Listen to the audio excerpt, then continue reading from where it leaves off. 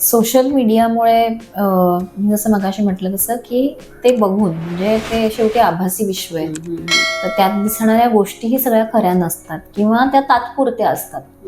त्याच्यामुळे कोण स्वित्झर्लंडला जातंय, कोणी एक नवीन बिझनेस चालू केला, 25 वर्षाच्या मुलीने एखादा चांगला बिझनेस चालू केला, तर प्रत्येक माणसाला ते सगळं बघून असं वाटत असतं की अरे मी काय करतोय माझ्या आयुष्यात, माझं वय आता 30-35 झालं, अजून मी सेटल्ड नाहीये जॉबमध्ये, माझं सारखं घरी भांडणं होत असतात, नवऱ्याशी भांडणं होतात, सासू सासरे त्रास देतात.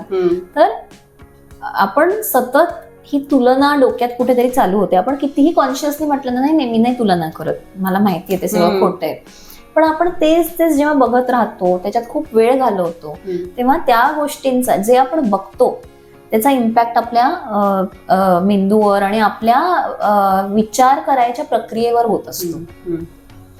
मग नकळतपणे आपल्याला त्या गोष्टींमधून त्या गोष्टी जर आपल्याला आपल्या आयुष्यात मिळत नसतील त्या वेळेला, तर आपल्याला असं वाटत राहतं कुठेतरी आपण कमी पडतोय किंवा आपली तेवढी वर्थ नाहीये किंवा एक प्रकारचा निराशा येऊ शकते. आणि त्यातनं हे सगळं म्हणजे होपलेसनेस वगैरे या गोष्टींमुळे डिप्रेशन होतं.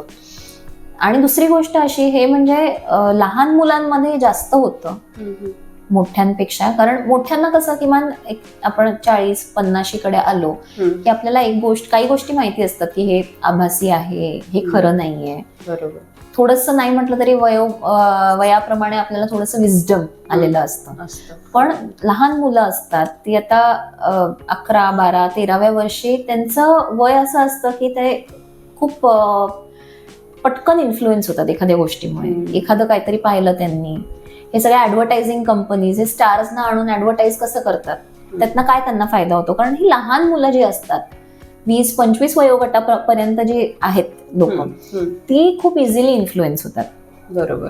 तर त्याच्यामुळे आपली मैत्रीण आहे, तिने असा फोटो टाकला, तिला किती लाईक्स मिळाले, आणि आपल्याला तर कोणी विचारत नाही, आपल्या फोटोला तर 1-2 लाईक्स आहेत, ह्याच्यावरूनही डिप्रेशन येतं लोकांना. तर त्याच्यामुळे लहान मुलांना जितक्या तुम्ही उशिरा हे एक्सपोजर द्याल, सोशल मीडिया एक्सपोजर, तितकं तुम्ही तुमच्या मुलांना प्रोटेक्ट करताय हे तुम्ही लक्षात ठेवायला पाहिजे. तुम्हाला वाटत असेल की आता आपल्याकडे मला लहानपणी नाही मिळाला फोन म्हणून मुलांना द्यावा, तर असे लाड करू नका मुलांचे, कारण त्यातनं त्यांचं नुकसान होतंय.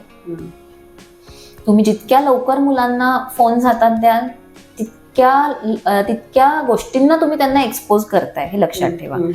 ते काय काय बघतायत ह्याचा तुम्हालाही थांगपत्ता लागणार नाही.